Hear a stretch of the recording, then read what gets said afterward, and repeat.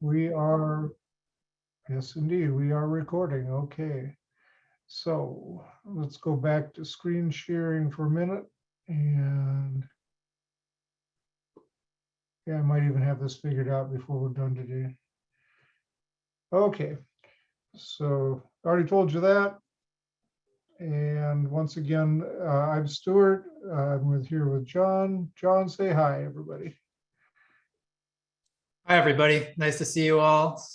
Meet some of you for the first time virtually. All right. And with that, I believe we're going to go right into here is Jon, and I'm going to let him start this out today by telling you, or at least explaining from the perspective of his side, and I might add a few words myself. Why is this publication necessary? Why did we do it? And it was Jon's project. We're really pleased that we could partner with him on it at FCI. But Jon, tell us why did you want to do this book? Well, I certainly needed something else to do while stuck in my house. And, a big part of it for most of you, I think, on this webinar who would have hosted me in 2019, I went on this pretty epic book tour after my book Grocery Story came out. And I spent 6 months on the road visiting with food co-ops. I went to 130 food co-ops. And within that span, I also visited with 23 startups. And I was left with a very distinct impression that there was something missing from the resources available for food co-ops to be able to particularly communicate what a food co-op is and what it isn't. And it's, I'm sure, a challenge you're all familiar with, one that you're always figuring out how to navigate and come up with better ideas for how to communicate what a co-op is and what it isn't. My book, which was, a pretty dense read about the history of the grocery giants and the history of food co-ops and the role of food co-ops, it's only going to be so accessible to so many people. And what I was noticing when I was visiting with the startups is how eager many of you and others were wanting to hear stories about the co-ops I had just visited. And I said to myself, wouldn't it be great if people could see what I had just been witnessing going across the country, visiting a new food co-op every day? And it's not accessible for every startup to go and visit co-ops. Some of them are quite a distance away from where you are. And so when I got home in late 2019, I began imagining this idea, and it took about a year for me to finally say, you know what, I'm willing to do this. And I took as many photos as I could from my collection of traveling across the country, and started to put together a little bit of a concept, sent it off to Stuart here at the Food Co-op Initiative, and they were, of course, supportive right away. And this was how this magazine, or this photo book, was formed. And so this is what it looks like if you haven't got your copy yet. So this is the hard copy version of it, and you can see it's quite thick. So, this is 270 pages, or sorry, 270 images through 144 pages. And, full color, it's quite thick paper, so it's going to withstand, a lot of use perhaps at a table, at a market or at an event. And this is also being in part supported through all the sponsors that are at the back of the book. And so, I reached out to all these great organizations and co-ops, all of whom stepped forward to make this happen. So this is the outcome of it, and we'll get more into the details about, its intended use and how it can be used. I know this is one of the questions we want to put out to all of you, is how do you imagine using it, and how have you used it? I'm going to share a little bit too about how to use the digital version that's online. And, but just to give a broader just entry into this, the two main uses that I saw for this photo book, one was to be able to use it internally so that you can use it within your co-op, among your board directors, any staff that you're hiring, maybe project managers or campaign managers. Use it as a tool to really inspire, motivate. Certainly, it's easy to get bogged down in the details, and it might be just a moment of levity to just pick up one of these and then look through it and realize, oh yeah, this is why I'm doing all this. This is why I'm spending all night looking at pro formas and spreadsheets. So it's there for that internal use. And then, of course, it's also there to be used externally as a promotional tool and as a tool to distribute to potential stakeholders and partners, which we can get into. And what I really wanted to achieve with this photo book was to communicate that food co-ops are not some fringe idea, which of course we all know to be true, but in our communities, that's sometimes the perception of a food co-op. And I think what this photo book communicates, which is what the intention was, is that these are really legit businesses that are really successful, and the ones that have been around for a long time are building beautiful stores, and even the ones that are opening up today are also building beautiful stores. And so this is what this photo book shows. And yeah, so that's sort of the entry point into this. And yeah, happy to explore what you were thinking, Stuart, too, around its uses and how we can, yeah, utilize this tool. Yeah, no, I was immediately interested, like John said, when he broached the idea with me for the first time. This is something I've kind of been in the back of my own mind for a long time. I take pictures of co-ops wherever I go, when I visit folks, when we do work with you in your communities. But I've never had the the ability to put it all together and make it look pretty. And so while I understood the importance of having good images for people, because in a lot of communities, one of the things you have to do is convince people that what you're doing makes sense for them, and a picture makes a lot easier than words. And so this, I really see this as an essential resource that was missing in our ability to reach out to communities and really give them a good picture. No, I guess pun was intended. A good picture of what a co-op can be and what they're investing in. So I'm really happy that it came out as well as it did. I think it's a beautiful book. And so that's all I'm going to say right now about that. But we really would encourage everybody. And the reason we're doing this as a webinar is, so if you've got the book, or even if you don't have it, if you're going to get it, what are you going to do with it? I mean, it's great to have it at home and look at it, and you can feel great, maybe show your friends. But I mean, as a tool for your co-op, how can you make the most out of this? And again, I think John's got some ideas. He's talked to some people that have already done it. So I'm going to ask you again, John, if you want to just start that conversation with what are some ways that co-ops can use it as, to start with internally to educate their own boards, their volunteers, the people that are doing the hard work on the front lines. Yeah, well, maybe that's just a good question to seed among all of you. So, if you've already used it in a certain way, we'll have some time for you to share that, or if any ideas come up, by all means, share them. What I can do right now is just share a little preview of the photo book for especially those of you who haven't seen it yet. And I'm going to pull up, can you now see this? Is this working, Stuart? I've got a different screen up in just a second. And okay. Where is screen to it? Well, no, it's blank. It's not sharing. Not sharing. Okay, it says you've started screen sharing, but it's dark. Okay, can you try that again? John, you might have to. Okay, you're there now. You got it. Working now. Oh, great. Okay, thanks for the feedback. So this is the Flipbook format. There's a number of formats that this comes in. The hard copy, of course, is one of them, what you just saw. And then there's the Flipbook format, which is available on my grocery store website.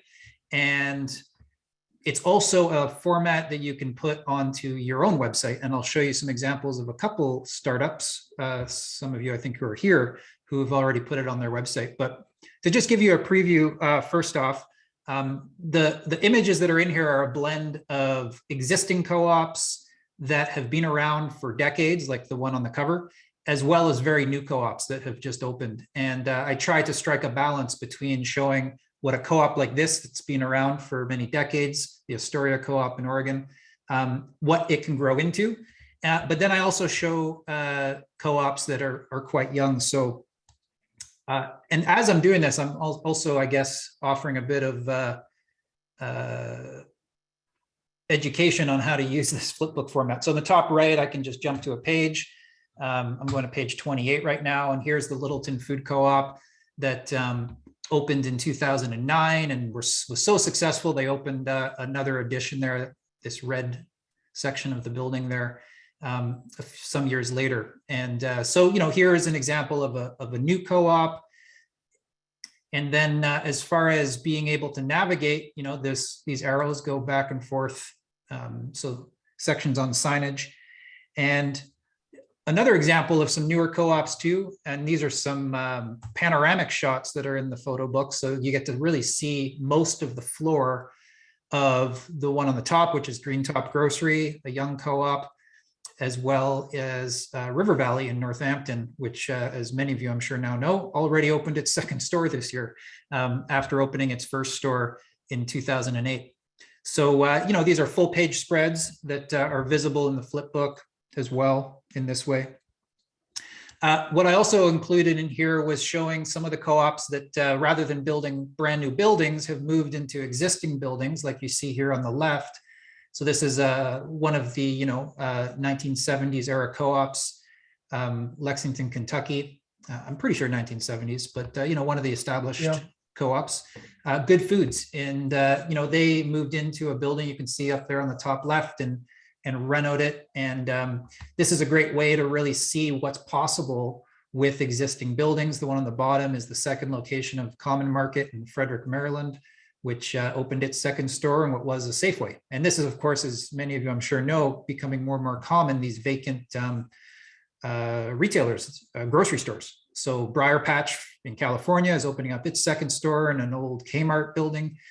So this is, one of the ways in which, it can be used to inspire this possibility and also get other stakeholders on board if that's the route you're taking.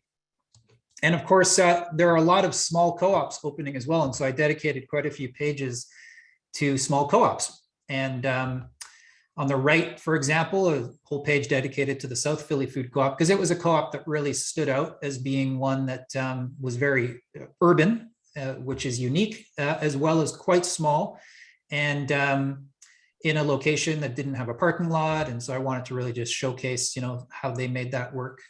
And then there's quite a few pages here of small food co-ops, new ones and old ones. So top left is, Weaver's Way in Philadelphia. That's their original store in the Mount Airy neighborhood. And then bottom right is Morrisville Co-op in Vermont, also a young co-op, only been around for a few years now. So there's also pages on other, features that really get to communicate that co-ops are more than just grocery stores. And so this is one of my favorite photos. This is the teaching kitchen at Co-op Food Store in, or the Hanover Co-op in this one in Lebanon, New Hampshire. So this is their large location up in Lebanon. And so there's a few pages to follow here around calendars and posting signage for events. Again, this is trying to communicate that co-ops are more than just a grocery store. Some more shots of teaching kitchens and customer service desks. So you can see I tried to cover most areas of a food co-op and even communication boards. So, some co-ops have done away with bulletin boards, but others are really, thriving with them and taking up a lot of space with them, and wanted to make sure that those were still represented in the magazine, in the photo book. Examples of shopping bags and totes, meat and seafood department, and signage that really communicates, what again sets co-ops apart, which is the contributions co-ops make to their communities. And so some of the signage I got to see traveling across the country was really inspiring and often front and center when either you walk into the store or as you're leaving the store. And then just the last little preview here of the photo book. This is another one of my favorite photos that again shows that co-ops are more than just a grocery store. So this is the Littleton Food Co-op's cafe, which again doubles as a gathering space for music in in maybe not right now, but certainly when I was there in 2019. So yeah, so this is the photo book in its flipbook format. And I'm also just going to pull up a few examples of how the flipbook gets used elsewhere. While you're doing that, John, Yep. just want to interject one thing. You know, this is, we're not selling you something here. This is free. This is a free service. This is available that you can use it online. You can share it with people. You can, you know, link it into your own materials. So this is, you know, very generously made available by John, and, you know, with a little support from our sponsors, and to be able to make this a tool that you know, you all can use. So don't worry about, oh man, that's cool, but it wasn't going to cost me, because it isn't. That's not the point.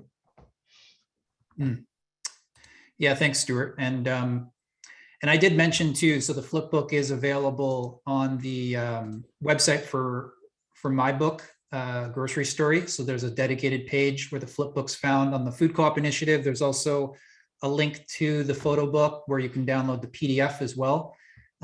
So here you can see there's a link to download the PDF.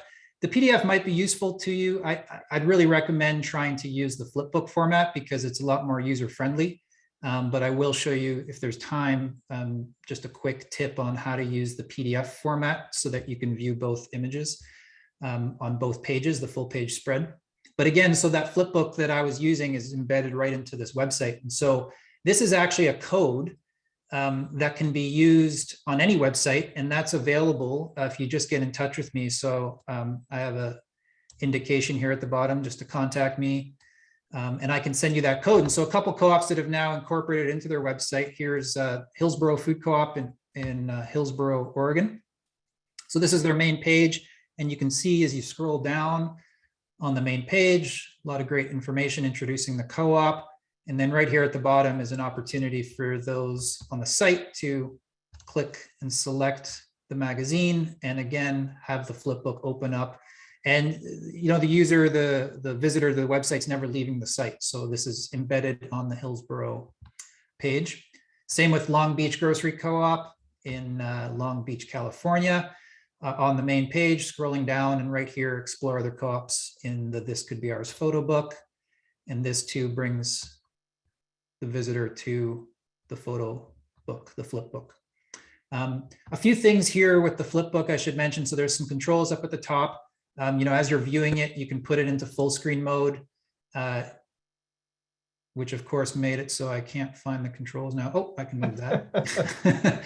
And you can zoom in. So, you know, as you're looking through, if you want to read some of this fine print, you can zoom in there and, you know, zoom out as well.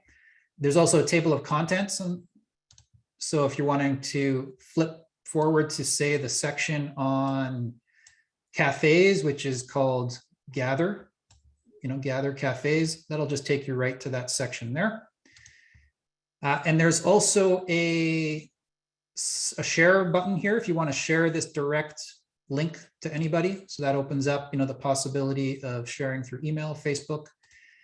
And the other important feature here is the Autoflip. So this is something that if you're using it at a table, for example, at a market or some event, you can have this just playing on a laptop or on a computer monitor that's hooked up to a laptop, which is even better because it's larger. And if you don't want to have people cycling through it on their own, or if you just want to have this playing, you can just click the play button there, and this is going to automatically turn it into a slideshow mode. So, that's a great tool. I wasn't even aware it could do all of that. So another piece that I should mention, because obviously this only works when you have internet connection, and below is oh, this is not my site anymore. This is my site here. Below you'll see there's a link to download the flipbook. So at the bottom of this page on my website is this slideshow section. And there's a download link. And what that does is it downloads a zip file onto your computer. You unzip it, and there's some instructions here on how to do that. And then you select the file name book, which is effectively an application. and it opens up onto your computer. And again, this is now on your computer. You don't need an internet connection. And so this is the Flipbook application on my computer right here. And so what I was using earlier is actually the Flipbook downloaded to my computer. All the same features, same slideshow play button, same zoom function and all that. So yeah, that's an introduction into the Flipbook. Some thoughts I wanted to share too on just its use. And again, this might be something you're all kind of thinking of as well, but listed in the book and listed on my website are some ideas. So using it to stimulate conversation and discussion with architects, designers, tradespeople that you're working with. If there's something you see in a photo and you say to yourself, oh, this is something we'd like to see in our store, this is a great place to begin that discussion. Circulating it to financial institutions, potential lenders, potential funders. This too, another use. Chambers and local business partners. I put the example down here of the Bethlehem Food Co-op, which, like some co-ops, develop these business partners through the community who, once you become an owner of your co-op, you get discounts at the store, at the restaurant, or at the store. So these are businesses that might host hard copies of the photo book. Perhaps it's a yoga studio that has a waiting room, and there's some copies of the Flipbook or of the hard copy there. And one of the thoughts I wanted to share too is the inside page, the first page here of the inside cover is blank. And so there's a possibility of printing out a sticker for your co-op, sticking it in there that has your co-op's web address and maybe even a QR code, which of course, unfortunately, are becoming more common now with COVID. But a person with their phone can go and scan the QR code and go right to your co-op's website as they're sitting there in the waiting room of a local doctor's office or yoga studio or what have you. Using it to distribute to local government, to gain support through the permitting process, tax incentives, other partnerships that you may be trying to forge with local government. Of course, using it to campaign for new owners, member loan campaigns. It's a great resource that could be used either linking in your campaign presence online to the photo book, social media to the photo book, or having, if you're doing public events, to have hard copies out. And so one of the images on my site is an example of laying out some of these hard copies on a coffee table and just having them there for people to pick up and flip through, if you are doing those types of public events, which might be more limited, of course, right now. We've got a few comments in the chat box Great. on how Yep. other people are using it. And the Cultivate Community Co-op takes theirs with them to their farmers market booth. So it's there for the people coming through. And let's see, I thought I saw a couple more here, but oh, there we go. I was having trouble scrolling for a moment. They've well, you already mentioned that the Long Beach Co-op has theirs already embedded on their website. They mentioned that on the chat.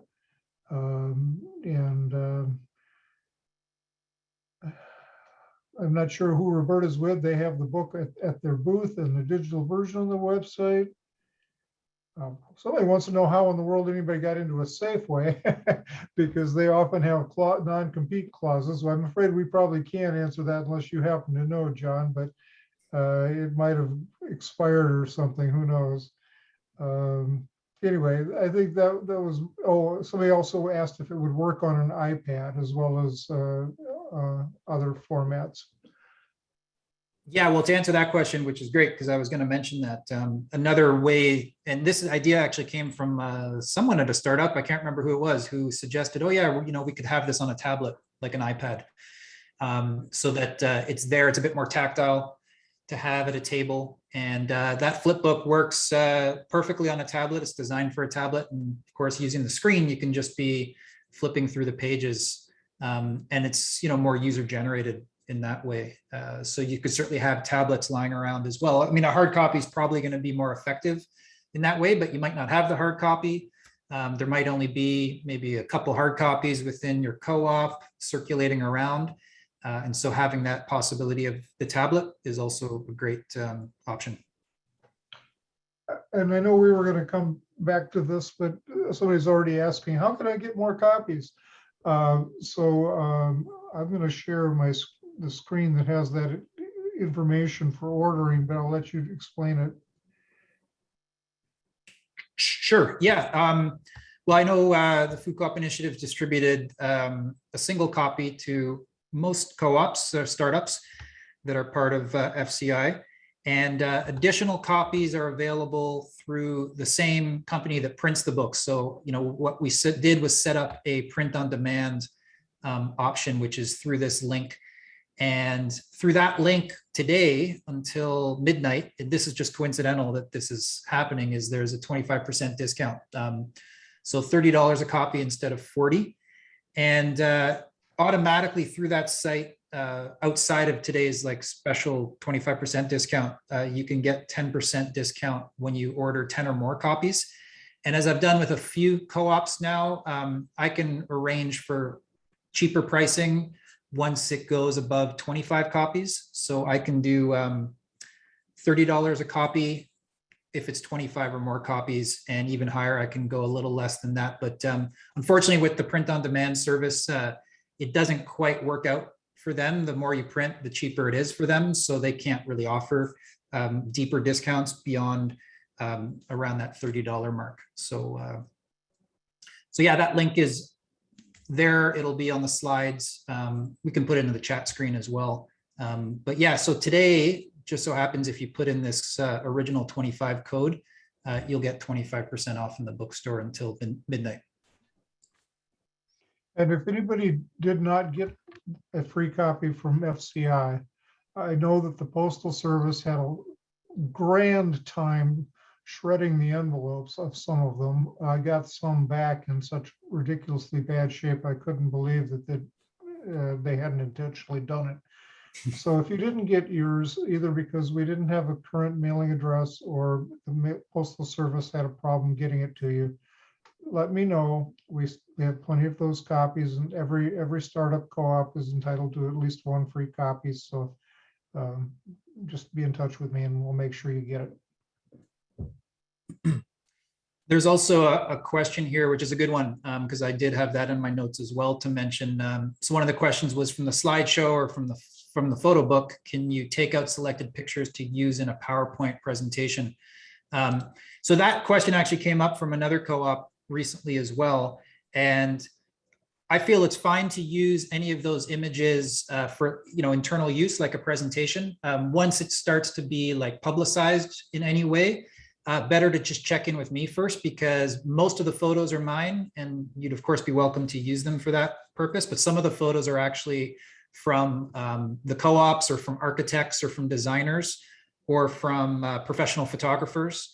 And so you'll be able to tell most of the photos are credited. Either if they're not credited, they're mine, but just check in with me. But so one way to do that, as was the case with the co-op that did use some of those images, is they took the PDF file. And if you have a graphic designer, they probably know how to do this. You can turn the PDF page into an image very easily and get those printed off. And so in their case, they were doing a presentation for a member loan campaign. This is an existing co-op, and they printed off like 3 or 4 poster board size images for that in-person presentation that they were doing, which is something, you could be doing at some sort of trade show as well. You could have at a market or a fair, you could print off large format versions. And I think that would be a great use. But yeah, just check in with me to make sure they're photos that have that permission. Okay, Sheila is commenting that there's a problem with the download link. And Sheila, could you get in touch with me about that? If that's from our site that the link isn't working, we've had some issues after we redid our website, and I'll check into that for you. Oh, it might be. Yeah, I downloaded it right from John's site. Yeah, I'm looking. Or I went like where he told us to go. That's where I got it from. So it's funny, this link, and I realize this now, and I should write this in, but if you just click on it normally, it's going to tell you that it's not open to the public. But if you go to save the link, like you're downloading a file, which Oh, okay. Okay. depending on what kind of computer you use, it might be a right click of the mouse. So if you right click that link, it will give you an option to save the link. And then that's, well, maybe don't quote me there. I tell you what, I'm looking at this on my computer. We should be I'm going able to to make sure download that it. that's working Yeah, after you this should be able to webinar. download it from our site as well. So if you're having trouble, Okay. try that. And All if right, I that will. doesn't work, then we've got a real bug in the system that we have to work on.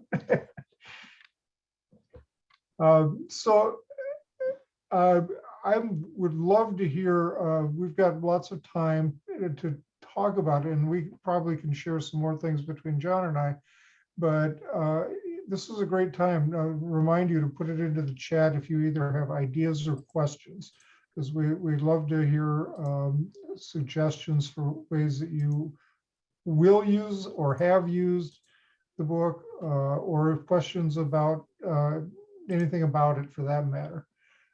So fire away, folks. I think some of you have unmuted and spoken out loud. We can try that approach as well if you're more comfortable just speaking instead of chatting. And if it gets out of control, I'll cut you off right at the knees. So there you have it.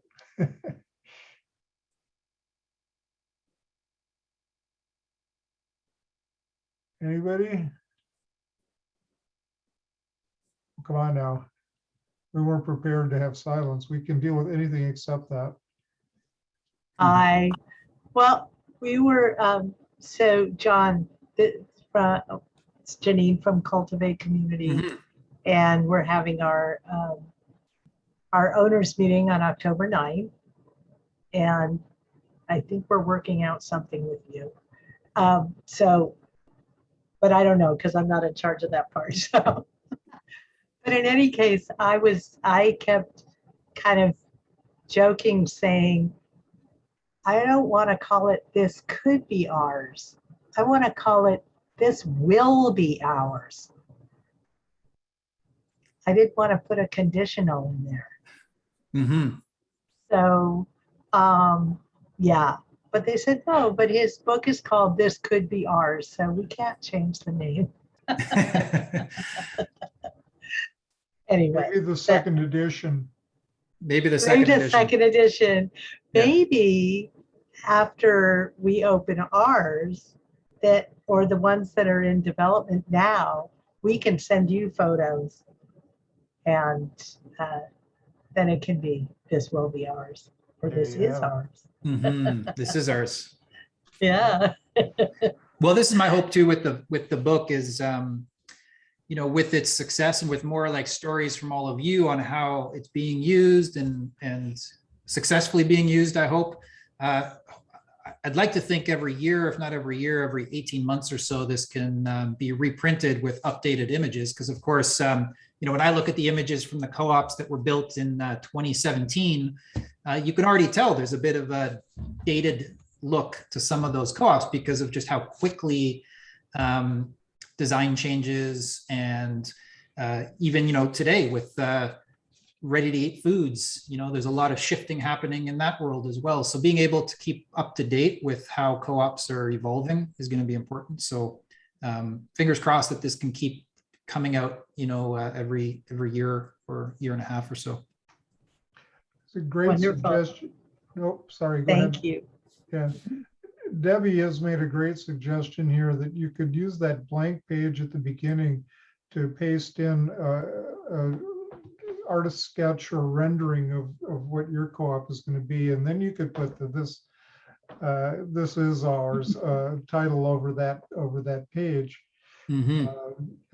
If you've got images like that, it's pretty easy to find a way to do that. I think you can even buy full-size sticker pages that are printable on a computer printer from your local paper supply store. So. Well, and this is good That's too. probably not the easiest way to do it even. The sticker, well, you know, in the future, maybe future editions, we can make sure there's more blank pages because there's a lot of great information, I'm sure, that can be put in there specific to your co-ops. Yeah. Mhm. We just had our annual meeting last Monday and we took some pictures. I don't know if they came from the book. I'm assuming they might have. But we had like contemporary, modern design, artsy design, farmers. And we put them in a frame and we had our owners come through and put beans in front of, in a jar in front of each design. So we could tell from our owners what kind of design that they wanted our store to look like. Great idea. Yeah. Great idea. Get people actively involved. Yeah. Mhm. And can I add on to that? This is Kim with Suncoast. I'm in the same co-op with Shirley. And I was just wondering from your perspective, John, if you, we kind of came up with our own sort of design styles from what we've seen. What did you see going out there? Would you be able to sort of categorize some of the design styles that you saw in some of maybe the more contemporary or newer co-ops? Well, as you probably know, like national co-op grocers. So if it's a co-op that's able to become a member of NCG, which some of them were, there's a certain style. And even, of course, the more established co-ops are branded alongside national co-op grocers. And so there is a similarity in those designs. But, you know, even more so than just from my tour, looking through all the photos, because I did reach out to quite a lot of co-ops and designers and consultants and asked, hey, do you have photos that you want to send to me? And so I got to really spend a dedicated amount of time just looking at images. And, one of the co-ops that struck me was the new store for the Merc, which is the second location they opened up in Kansas City. And I only have one photo from inside that store. The outside of the store is very striking, but the inside of the store is very simple. And it's something that struck me because, I don't necessarily think a co-op needs to be as flashy as the Astoria co-op. I mean, that is fitting probably for that co-op and the people that shop at that co-op. But, simple can also be really beautiful. And so the Merc, that second store they built, was very pared down, very clean lines, very, I guess, I can't think of a better word than simple, but it was very fresh. And I would encourage, if possible, trying to find some more photos. I wish I could have put more in my book, but I bet if you look online, you might find some more photos from inside the store, or just contact the store. I'm sure they'd be happy to share those images. But yeah, I think if there's any design that made me choose to put the cover that I chose, which is the Astoria co-op, one thing that seems to be emerging is this design of incorporating wood, kind of this like modern timber frame look. So that's something I started to notice a lot of, particularly with add-ons and renos. But one of the beauties, and I hope this comes through in the book with co-op design, is there isn't really a one style fits all. And every co-op in every community is going to be hopefully informed by the types of designers and architects and artists that are in the community. And so, there really wasn't one style that really stands out for me. And that was my hope with the book, was to show that there's all these different approaches to designing a co-op.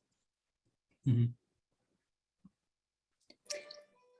I can talk next. My name is Darlene Brand, and John, we met you when you came to Central Minnesota, Little Falls.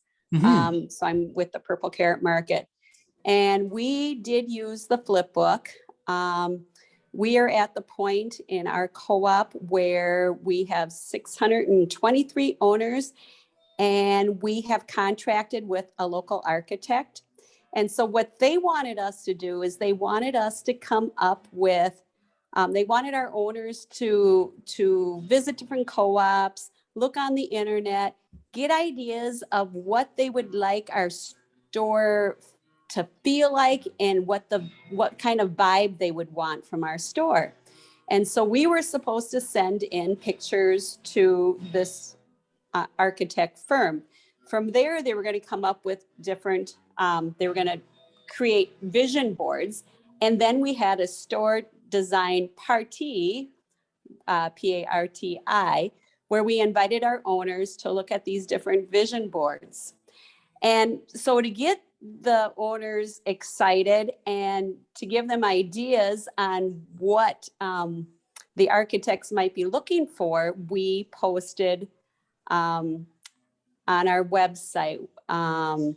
We got it out in an email. I think we had it on Facebook too, just to get the owners excited and to get them started. This could be ours, and send some pictures in. So that's how the Purple Carrot Market used it. That's great to hear. Yeah, thank you for sharing that. I think when we're talking about store design trends, what's consistent is more in terms of modern display systems, refrigeration, improvements in customer flow, signage in the stores. They don't look the same, but it's the efficiency and effectiveness of the way we set up the stores. That's a consistent trend, but every store has its own look that is well, if it's done well, at least it's appropriate to your community. And that still you have that unique identity as a community business, and that you don't look like Subway or McDonald's where everyone's the same no matter where it is.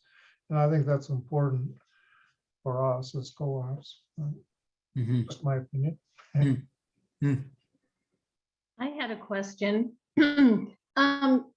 John, it's my understanding or my experience that most co-ops tend to look or represent the community that they're in.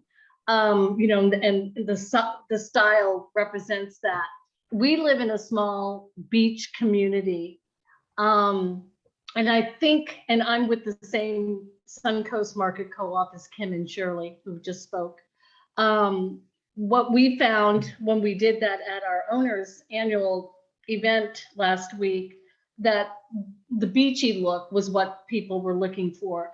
Has that been your experience going through all of these, throughout the country, that the trend is to, if there's a specific characteristic about that community that somehow the co-op would represent that?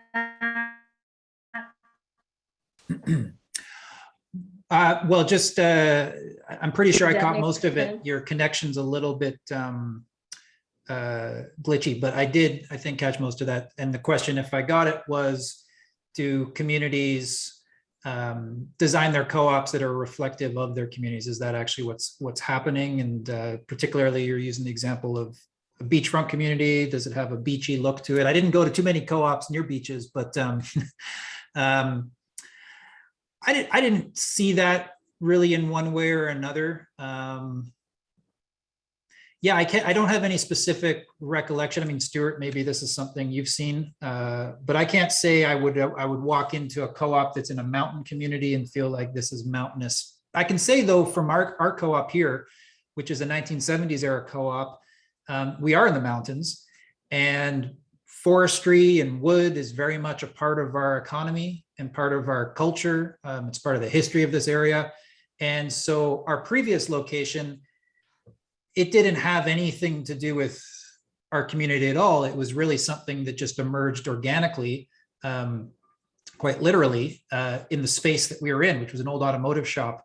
But once we had the possibility of designing our new store, we incorporated a lot of wood and used a lot of tradespeople in the area that are woodworkers. And so our store is probably one of the most woodsy stores I've been in.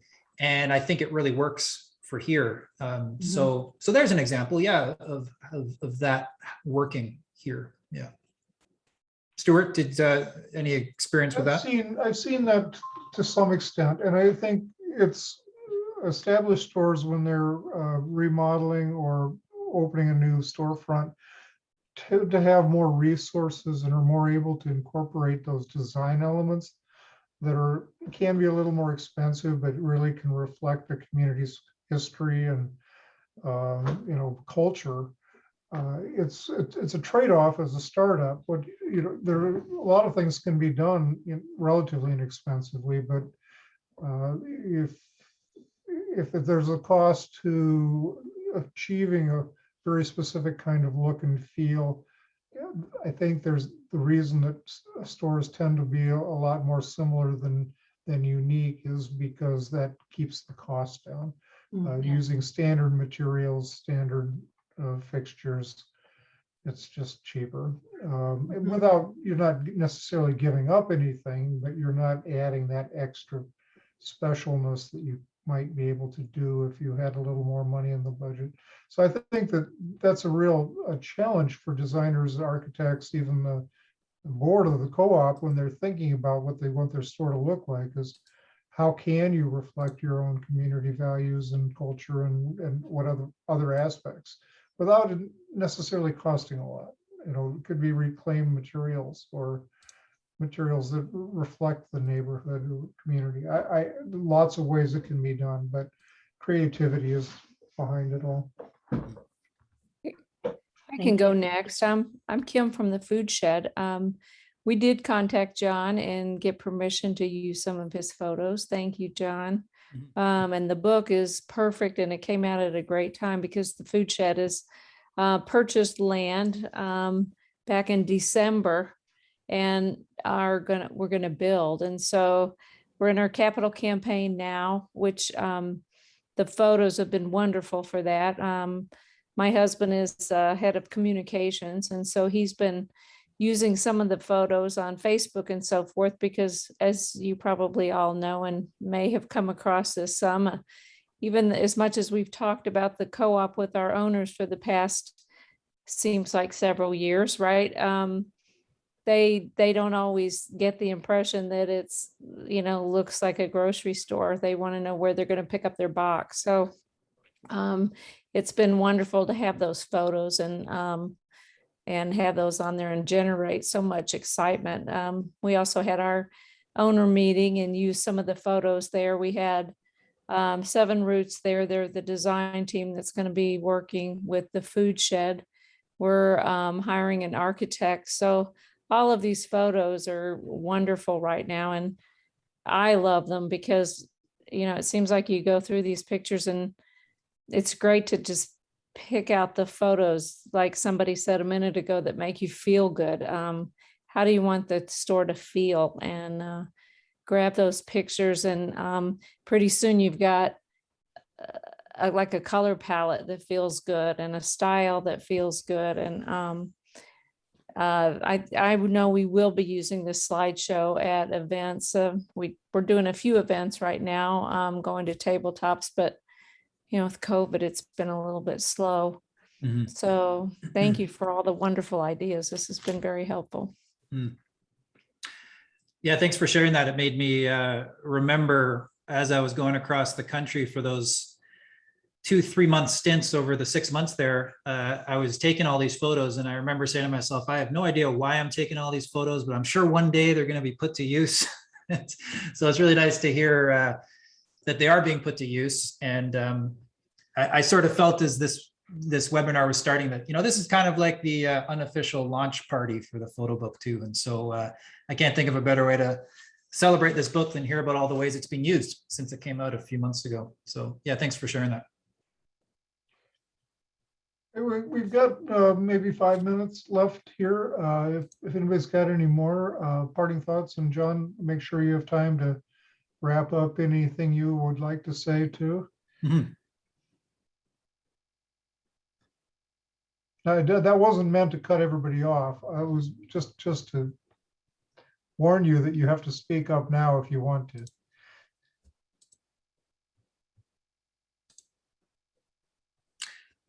Well, yeah, so if there are any other questions coming in, we can get to them. And just, In the meantime, here, I'll post a link in the chat. This is to the link to purchase the copies. And again, the code, which you have to type in, is original 25. So you just type in that code and you'll get that 25% discount today. The other thing too, I'm sure you've already been there, but this is the link to the page on my website that has the Flipbook. After the webinar, I'll make sure that that download link is working if you want to download the slideshow to a computer. But of course, you can use the Flipbook right away on the site. And the PDF too is also an option, so you can download that. And I did, oh, it looks like with the screen share there, I can't show this, but Well, I can stop. sure. Yeah, I'll just show you too, because in case you are feeling like you want to use the PDF for whatever reason, I'll just show you when you're in Adobe Reader, which is what's open here, if you can see that. If you flip through, once you open it, it's just going to show you one page at a time, but the book's designed to be 2 pages. So you just go up to View, go to Page Display, and you can go to 2-page view. And from there, you can also select read mode, and that just makes it a bit more user-friendly. So for whatever reason, if this is what you want to use as your software, it operates quite similarly to the Flipbook. And again, that link is on my website and the Food Co-op Initiative website to download the PDF directly. And that's all free, of course. All right. Well, I'm just going to wrap things up here with a thank you to Jon for taking the time to talk about the book and share ideas with everybody today. We really appreciate it. We really appreciate all the work you put into producing such a beautiful volume. It's a real, I mean, I can't, when I got my copy, I was thrilled. And right now I've got an awful lot of copies sitting here. So, so we'll put those to good use too. This is not the last of our series, but this is our last week of our series. So I would like to let everybody know what's still coming up ahead. And let me see here we go. So tomorrow at midday Central Time, we've got emerging trends in funding.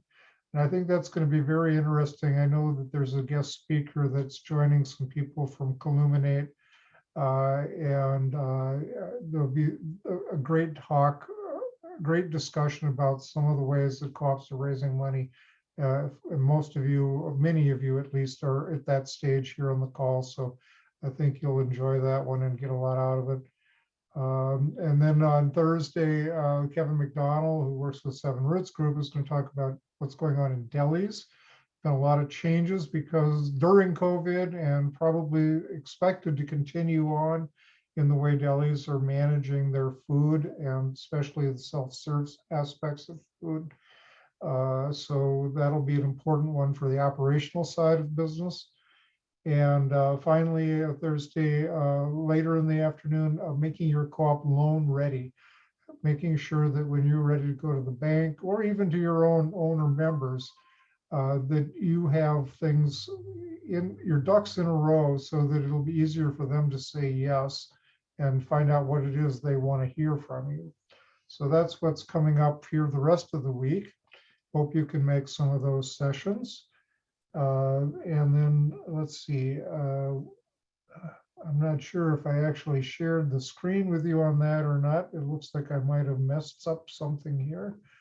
But in any case, those are all available. And what else do we have to tell you here? The upcoming, oh, I've got to say thank you to our sponsors. That's what I have left to do. And those are the USDA, which is the Rural Co-op Development Grant Program, is a major source of the funding for all the work we do. It is especially helpful for funding work with rural co-ops, although we programs that support both rural and urban are included in what we can do there. National Co-op Bank has been founding partner of this organization, responsible for some of the vision that created us. and has been a fiscal sponsor ever since. National Co-op Grocer is a major sponsor, and CoBank recently became a sponsor as well. So in addition to those people, co-ops like your own and individuals who've worked with co-ops have been very generous in supporting us, which enables us to bring you these things for no cost and to continue to be out there helping communities start co-ops. So thank you very much to all the sponsors. Thank you very much to all of the people that are here today and they have shared their ideas and questions. And I'm going to stop the recording and I'm going to stay on the line though, however, if anybody wants to hang on past the official end time for a couple minutes, we can be here for a little longer, but you don't feel obligated if you really don't want to. So we are stopping the recording now.